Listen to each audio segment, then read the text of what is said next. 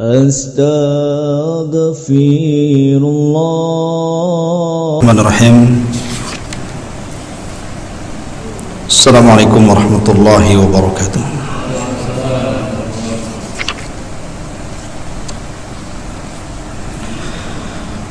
Alhamdulillah wassalatu wassalamu ala Rasulillah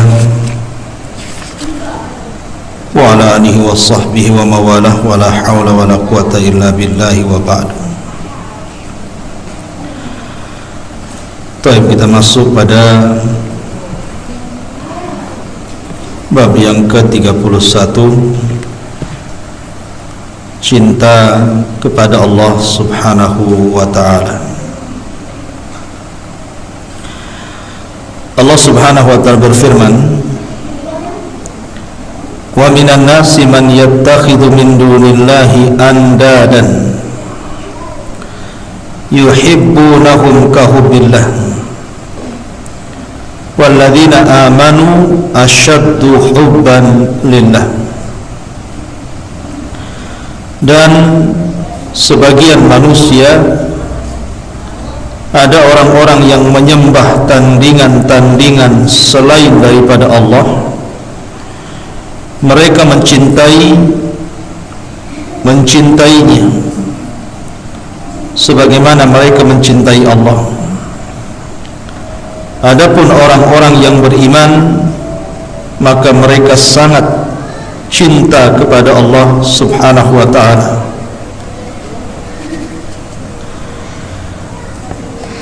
Surah Al-Baqarah ayat 165 ini memiliki dua makna,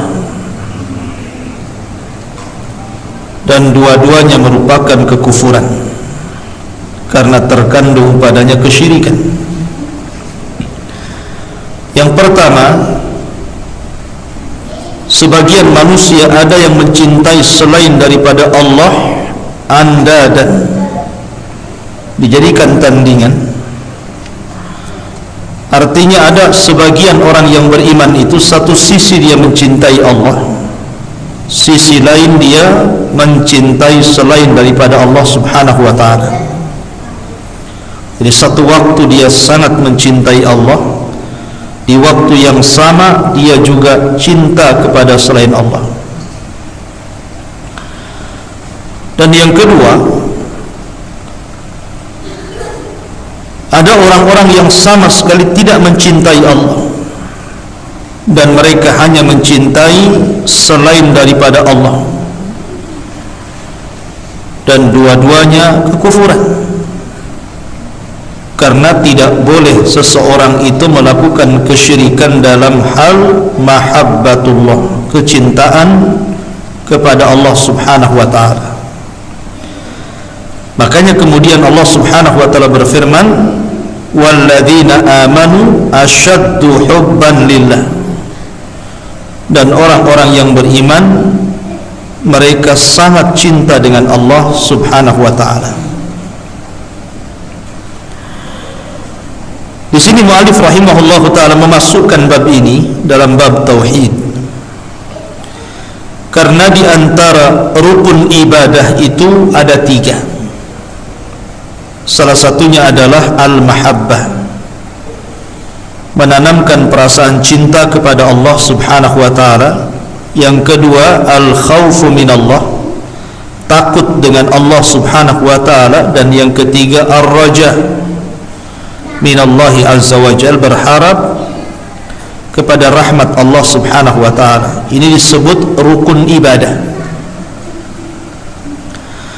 Kalau seandainya kemudian seseorang mencintai selain daripada Allah, melebihi kecintaan dia kepada Allah, berarti dia telah melakukan kesyirikan dalam bab al-mahabbah, kecintaan.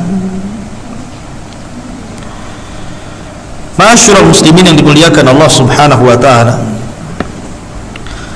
Nabi sallallahu alaihi wasallam mengajarkan kepada kita bagaimana caranya kita mencintai Allah Subhanahu wa ta'ala. Di dalam sebuah ayat yang dikatakan oleh Hasan Al-Basri sebagai ayat ikhtibar namanya. Ayat ikhtibar itu ayat ujian. Karena ada sebagian orang mengaku mencintai Allah Subhanahu wa taala dan Rasulnya, maka turunlah ayat Qul in kuntum tuhibbunallaha fattabi'uni yuhibbukumullah. Katakan kepada kaum itu, kalau mereka merasa cinta kepada Allah Subhanahu wa taala, maka ikuti aku, maka dengan itulah Allah akan mengampuni dosa-dosa kalian. Berarti ketika kita kemudian mengaku sangat cinta dengan Allah, maka harusnya bentuk cinta itu diwujudkan dengan mengikuti ajaran Rasulullah. Karena tidak mungkin Anda mewujudkan cinta kepada Allah kalau kita tidak mencintai Allah sebagaimana Rasulullah mencintai Allah. Bagaimana caranya? Karena hanya dengan itu. Makanya para ulama mengatakan bahwa ada orang-orang yang hanya mencintai Allah di lisan saja, dalam hatinya mereka tidak mencintai Allah. Seperti siapa? Orang-orang munafik. Orang-orang munafik itu hanya mencintai Allah di lisan saja, tapi dalam hatinya membenci Allah Subhanahu wa taala. Dari sini tidak ada guna keimanannya. Padahal semakin cinta seseorang kepada Allah, semakin tinggi keimanan dia kepada Allah Azza wa Jalla. Bahkan dalam kondisi apapun, karena manusia itu kan tidak lepas dari ujian. Dalam ujian apapun, kalau seseorang tertanam kecintaan kepada Allah Subhanahu wa taala dan tidak mencintai selain Allah, maka ujian berat apapun terasa ringan bagi dia. Ketika seseorang kemudian kehilangan harta,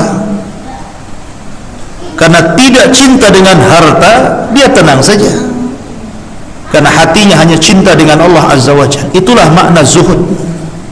Zuhud itu meletakkan kekayaan di tangan dan tidak meletakkan di hati. Hatinya hanya untuk Allah aja.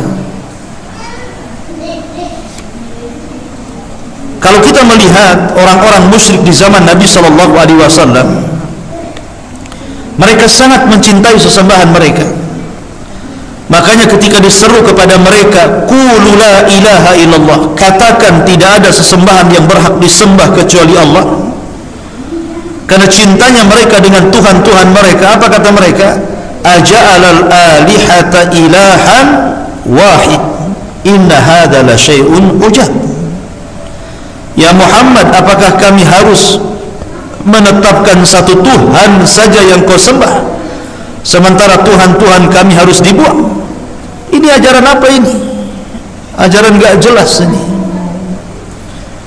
Mereka menolak gitu ya, karena terlampau mencintai Tuhan-Tuhan mereka. Makanya ketika Nabi Shallallahu Alaihi Wasallam berusaha untuk mendakwahkan kebatilan para penyembah berhala di zamannya, mereka marah. Kemudian terjadilah peperangan. Kenapa mereka kemudian mau berperang dan melawan Nabi Shallallahu Alaihi Wasallam, baik dalam perang Badar, perang Uhud, perang Hunain dan perang-perang yang lainnya?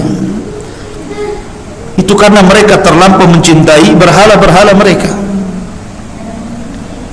Dari situlah maka ada sebagian orang musyrik itu yang sangat cinta dengan berhala, seperti kecintaan orang yang beriman kepada Allah Subhanahu wa taala.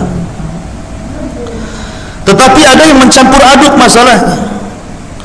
Satu sisi dia muslim, dia mengucapkan kalimat la ilaha illallah Muhammadur Rasulullah, tapi sisi lain dia masih datang ke dukun. Ada yang seperti ini? Ada. Dia bersyahadat tapi juga senang datang ke dukun. Dia bersyahadat tetapi suka juga dia dengan tangkal dan jimat. Bersyahadat dia cinta juga dengan dunia,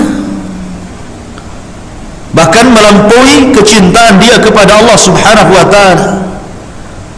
Kecintaan dia kepada dunia ini terkadang ada orang yang melampau. Ketika dia berbisnis, kemudian lancar bisnisnya, lupa dia sholat, ya kan? Hakikatnya dia telah menjadikan harta itu berhala selain daripada Allah.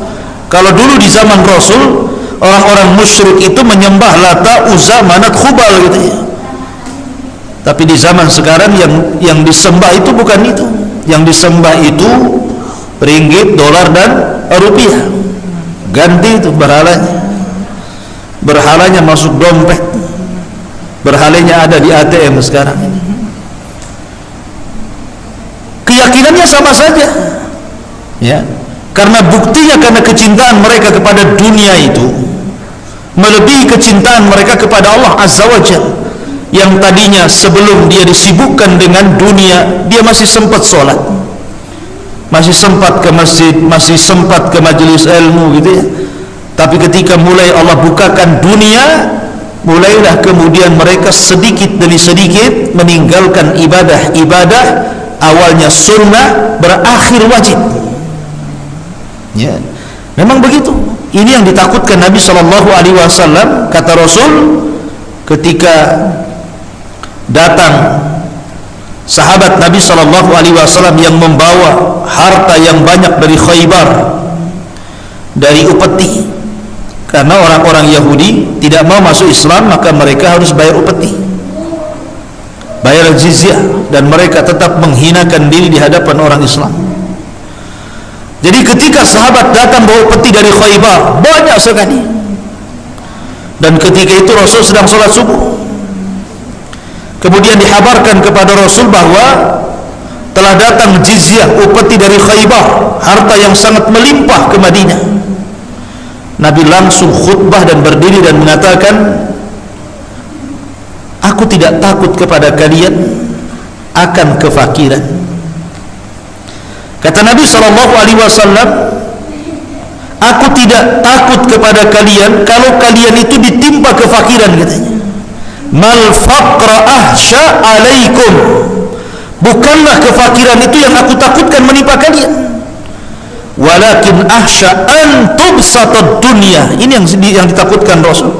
Tapi yang saya takutkan kalau dunia dibentangkan kepada kalian, fatanafasuha kama tanafasal ladina min qablikum wa tuhlikakum kama ahlakathum. Kemudian kalian berlomba-lomba mengejar dunia, persis seperti orang dulu berlomba-lomba mengejar dunia. Akhirnya kalian akan dihancurkan sebagaimana orang dulu sudah dihancurkan. Karena dunia ini bisa menjadi berhala. Terkadang orang lebih mencintai dunia dibandingkan mencintai Allah Subhanahu wa ta'ala. Ya. Bahkan ada orang yang takut kepada istri tapi tidak takut kepada Allah. Ada? Ada. Ya. Sama istrinya dia takut, tapi sama Allah dia nggak takut. Ya. Ada orang yang lebih mencintai istrinya jauh dibandingkan mencintai Allah Subhanahu wa ta'ala. Ada orang yang lebih mencintai anak-anaknya dibandingkan kecintaannya dia kepada Allah. Ada orang yang lebih mencintai hartanya, rumahnya, mobilnya, ATM-nya dibandingkan kecintaan dia kepada Allah. Padahal Allah mengatakan, walladzina amanu asyaddu hubban lillah. Orang-orang yang beriman itu harusnya lebih mencintai Allah Subhanahu wa ta'ala. Lihat, Allah pertegas di sini dalam ayat selanjutnya dalam At-Taubah 24.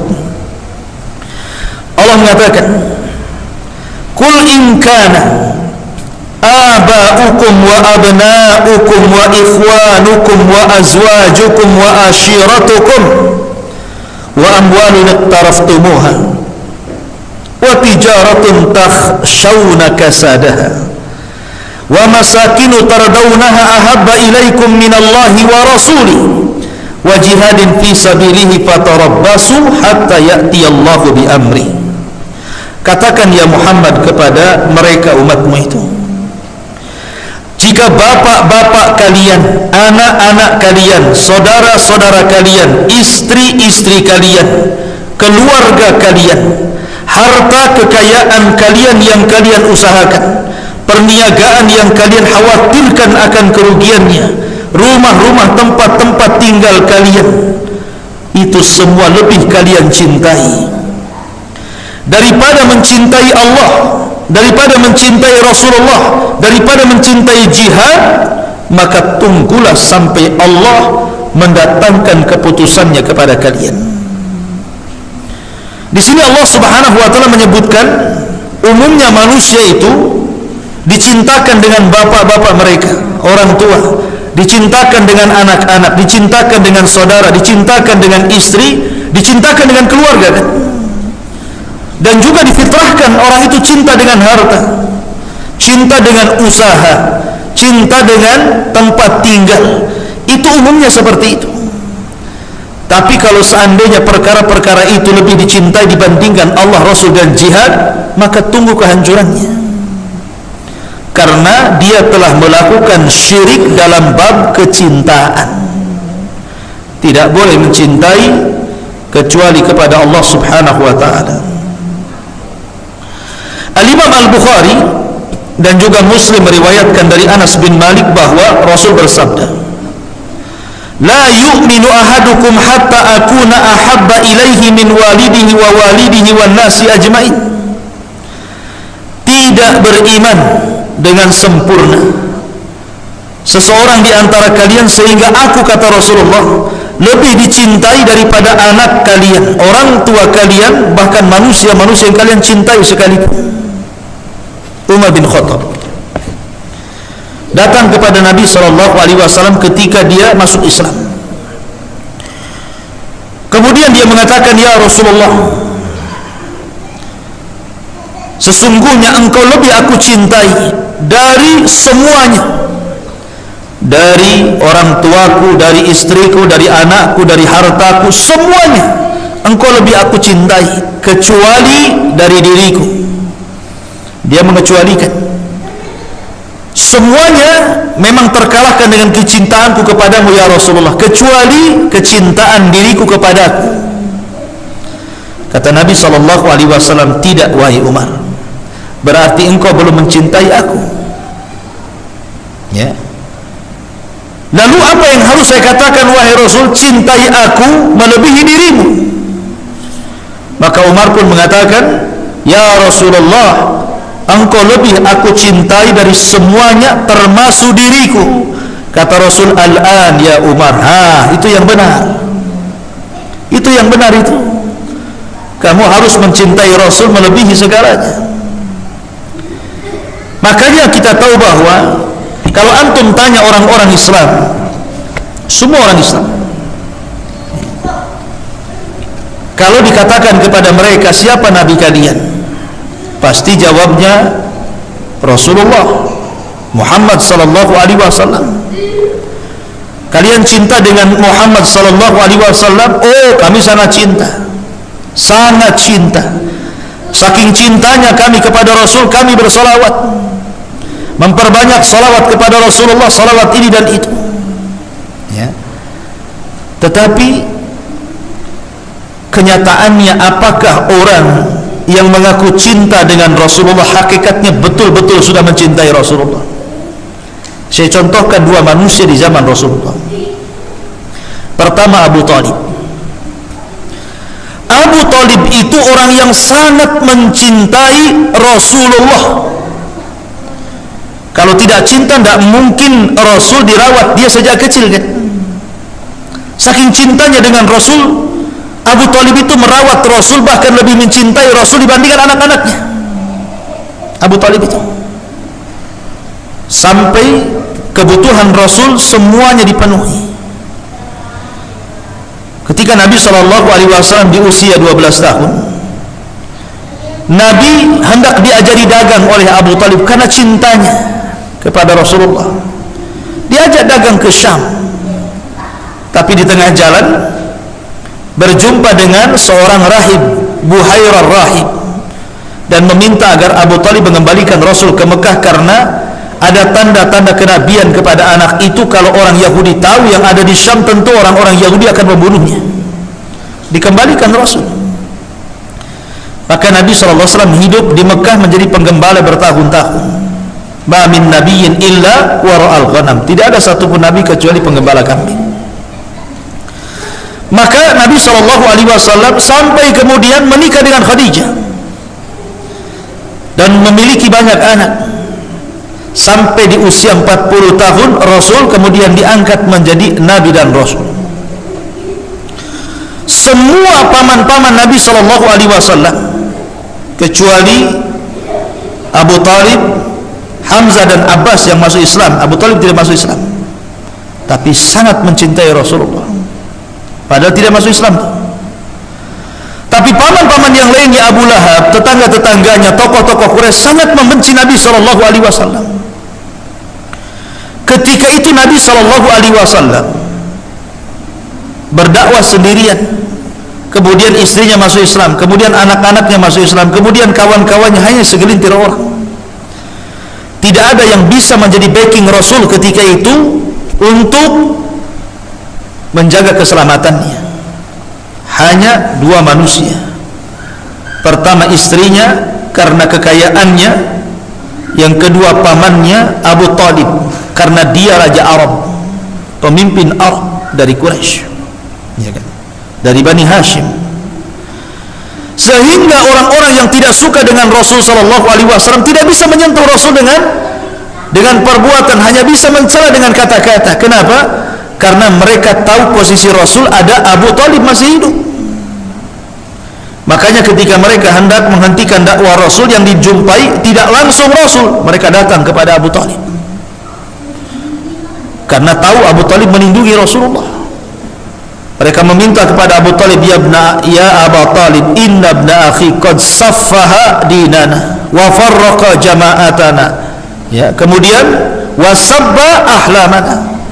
Wahai Abu Talib, lihat tuh anak saudaramu si Muhammad itu, berkali dia menjelek-jelekan agama kami, membodoh-bodohkan bapak moyang kami, dan menjelek-jelekan Tuhan-Tuhan kami, serta memporak-porandakan jamaah kami.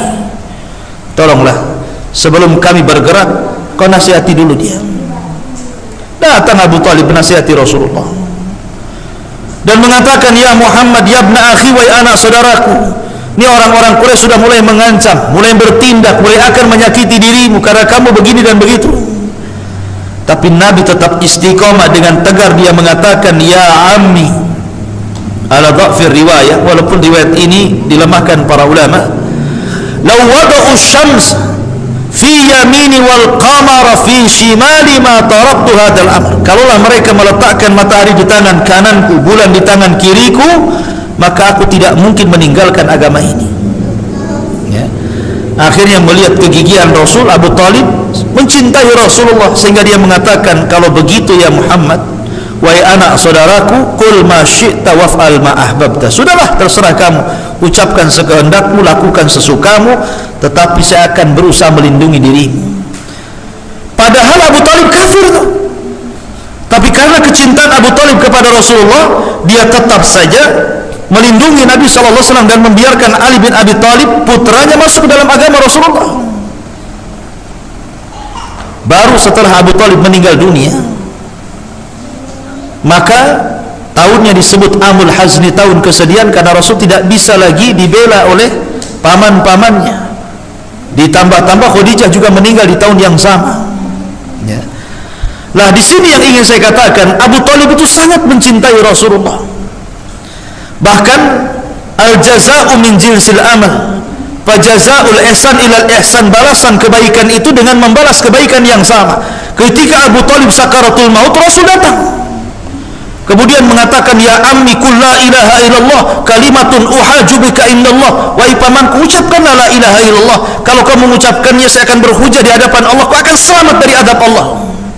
Tapi sampai meninggal Abu Talib tidak mengeluarkan kalimat la ilaha illallah, saking cintanya Rasulullah kepada Abu Talib. Bahkan ketika Abu Bakar membawa ayahandanya Abu Quhafah masuk Islam, ya, kemudian berbaiat kepada Rasulullah dan mengucapkan dua kalimat syahadat, Abu Bakar menangis. Kata Rasulullah, ya Abu Bakrin, lima tabki. Wahai Abu Bakar, kenapa kau menangis? Harusnya kau bahagia, orang tua masuk Islam.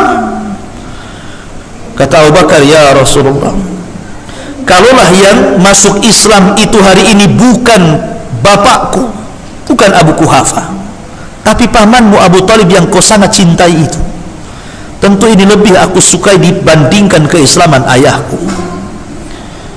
Abu Bakar ingin membagi kebahagiaan dengan Rasulullah, sehingga dia mengatakan seperti itu karena Rasul sedih karena kematian Abu Talib dan tidak masuk Islam. Makanya ketika matinya saja Rasul berdoa untuk supaya Allah mengampuni dosanya, tetapi Allah turunkan ayat, makana lin nabi an yastaghfiru lil musyrikina walau kanu ulil qurba. Tidak layak bagi seorang nabi meminta ampun kepada Allah untuk orang musyrik walaupun kerabat dekatnya sekalipun pamannya sendiri, ya kan? Tapi lihat akhirnya, kata Nabi SAW, aku melihat Abu Talib itu berada dalam gelombang api neraka. Kemudian Allah memberikan syafaat kepadaku untuk meletakkan Abu Talib di neraka yang paling dangkal, hanya sampai tumitnya saja, tapi cukup mendidihkan kepalanya. Tapi Abu Talib tidak keluar dari neraka, cuman diringankan adabnya. Harusnya kecintaan kepada Rasul SAW menyelamatkan Abu Talib dari neraka, tapi Abu Talib tidak masuk surga, tetap aja di neraka dia. Kenapa demikian? Karena kecintaan tanpa ada ittiba, mencontoh Rasulullah, maka itu kecintaan yang semu. Kalau orang hanya ngaku cinta Nabi, bersalawat kepada Nabi, tapi perilakunya dia menyelisihi Nabi SAW, buat apa anda ini mengaku cinta kepada Rasul kalau dalam perbuatan sehari-hari menyelisih sunnah Rasulullah? Maka cinta itu harus dibuktikan, ya, bahwa sebuah pengakuan tanpa bukti maka itu hanya hayalan belaka. Ini contoh kisah kecintaan Abu Talib tidak manfaat bagi Abu Talib, tetap saja masuk neraka dia. Kemudian contoh yang kedua, contoh seorang tokoh munafik Madinah, Abdullah bin Ubay bin Salul. Itu tokoh munafik Madinah.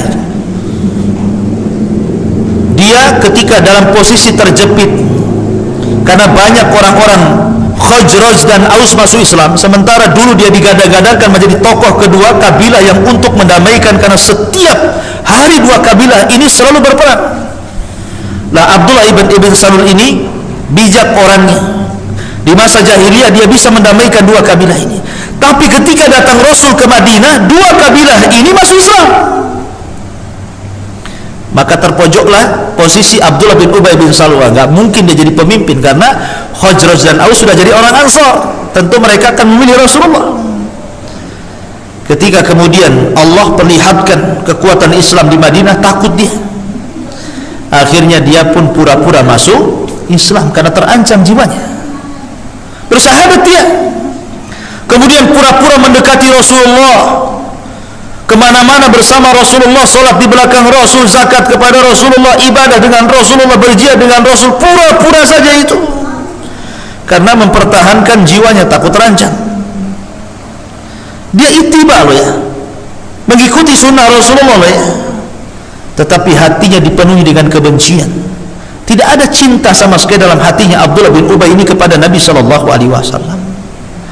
Maka sehebat apapun ittiba, mencontoh Rasul SAW, kalau tidak ada mahabbah, kecintaan dalam hatinya kepada Rasul, percuma ittibanya, ya. Maka harus digandengkan. Abu Talib cinta dengan Rasul tanpa ittiba, hatinya cinta kepada Rasulullah, tapi kan tidak ada ittiba. Ini si Abdullah bin Ubay ini terbalik. Dia sangat ittiba tapi hatinya tidak ada kecintaan kepada Rasulullah. Maka dua-duanya masuk neraka. Turunlah ayat kepada Abdullah ibn Ubay bin Salul, innal munafiqina fi darkil asfali minan nar. Orang-orang munafik akan diletakkan di intip neraka yang paling dalam. Maka antum harus pahami bahwa ittiba itu identik dengan hal-hal yang zahir, yang nampak.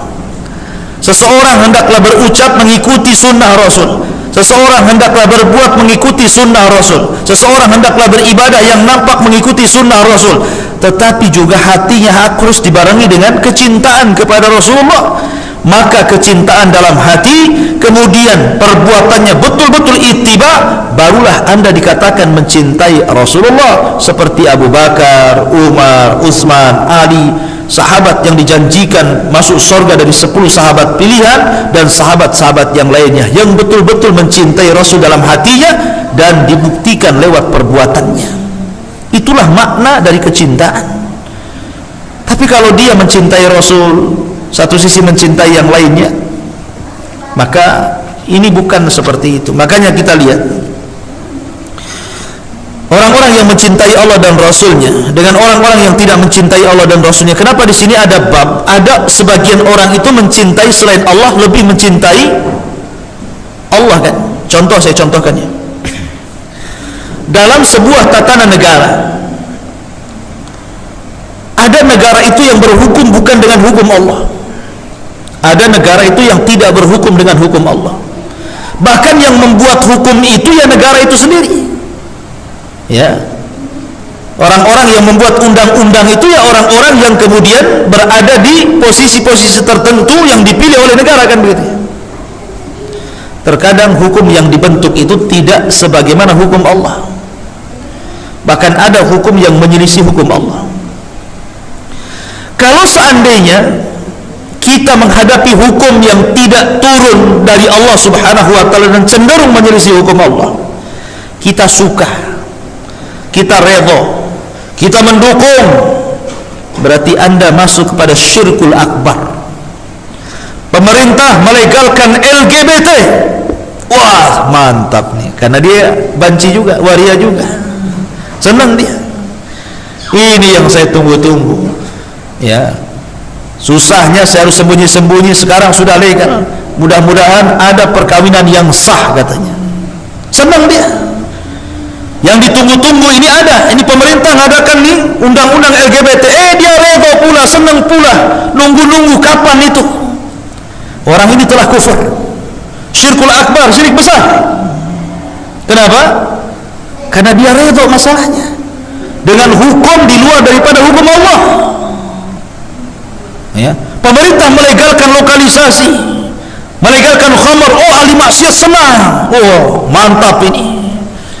Ya, kalau dia sampai redho, sampai senang, sepakat, setuju, oke, mantap, syirkul akbar, syirik besar. Ya. Yang kedua, kalau seandainya dia tidak redho hatinya, aduh rusak ini, kenapa kemudian LGBT kok